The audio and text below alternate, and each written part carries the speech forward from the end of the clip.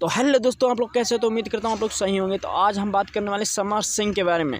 तो हाँ दोस्तों, बहुत ही बड़ा न्यू अपडेट लेके आए हैं। तो ऐसे ही न्यू अपडेट के लिए हमारे चैनल को सब्सक्राइब कीजिए। तो हाँ दोस्तों, आकांक्षा दुबे की मृत्यु होने के बाद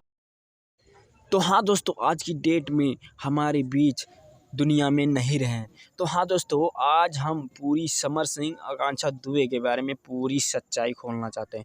तो हाँ दोस्तों, एंड तक इस वीडियो में बने रहेगा। तो हाँ दोस्तों, आप लोग को हम बताने वाले हैं समर सिंह क्यों इस दुनिया में नहीं रहे हैं।